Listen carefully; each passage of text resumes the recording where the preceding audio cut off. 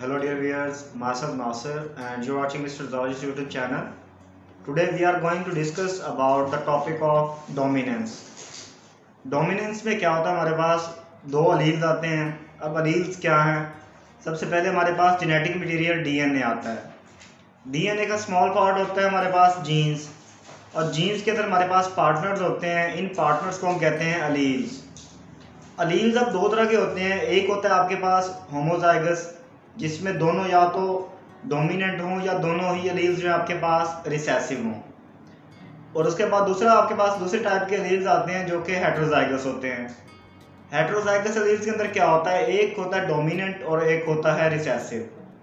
इसमें सबसे जो कॉमन एग्जांपल है वो हमारे पास ह्यूमन ब्लड टाइप की है।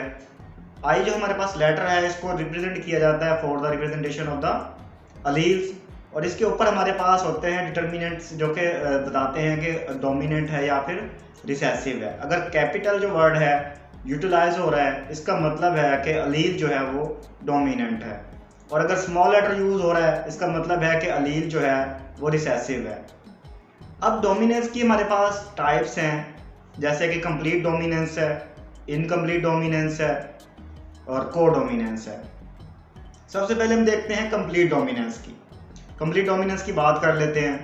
कंप्लीट डोमिनेंस में क्या होता है कि एक जो अलील है वो दूसरे अलील के ऊपर टोटली डोमिनेट हो जाता है, उसके ऊपर गालिब हो जाता है। जो रिसेसिव अलील है स्मॉल लेटर वाला, उसके सारे के सारे कैरेक्टरिस्टिक्स को वो हाइड कर देता है, मास्क कर देता है।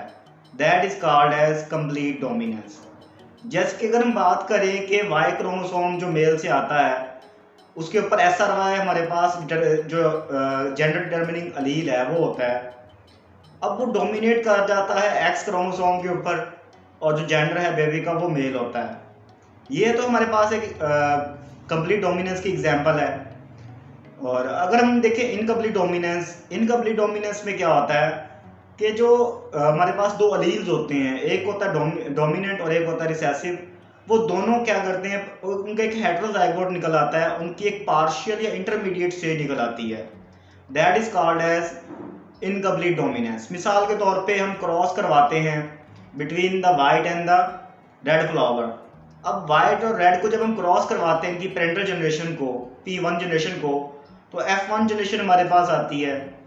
F1 जनरेशन जो है वो सारी की सारी आपके पास रेड होती है। जब इसको मजीद सेल्फ फर्टिलाइज करवाया जाता है तो आपके पास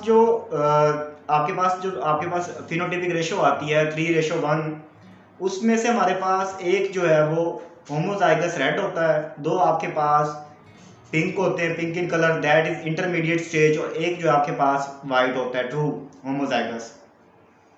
तो ये बताता है कि जो हमारे पास अलील्स हैं इनमें हमारे पास एक इंटरमीडिएट स्टेज निकलता है। इस इंटरमीडिएट स्टेज की वजह से इस डोमिनेंस के रिलेशंस को कहते हैं इनकम्प्लीट डोमिनेंस, और ये ऑब्जर्व किया गया था first of all in the 4 o'clock plant के अंदर। उसके बाद आता है कोडोमिनेंस। कोडोमिनेंस ऐसा फिनोमिना है डोमिनेंस का जिसमें अलील्स जो है वो एट अ टाइम दोनों ही अपनी प्रॉपर्टीज को शो कर रहे होते हैं। मिसाल के तौर पे हमारे पास है ह्यूमन ब्लड टाइप है। अगर अलील IA हो कैपिटल और अलील उसके साथ हमारे पास हो I रिसेसिव, तो I रिसेसिव की अलग से कैरेक्टरिस्टिक्स हैं और IA कैपिटल की अलग से कैरेक्टरिस्टिक्स हैं। दोनों ही कंबाइंड अपना इफेक्ट शो करेंगे, और जो हमारे पास ब्लड टाइप होगी रिजल्टिंग वो that will be the A blood group. इसी तरह अगर दोनों अलील ले लें I into capital A and I into capital A, दोनों ही A ब्लड ग्रुप के लिए रिप्रेजेंटेशंस हैं, तो इस वजह से जो ब्लड ग्रुप होगा दैट विल बी A। तो ये शो करता है कि कोडोमिनेंस के अंदर सेपरेटली क्या करते हैं, अलील्स जो हैं वो अपनी प्रॉपर्टीज को इन द प्रोडक्ट शो करते हैं।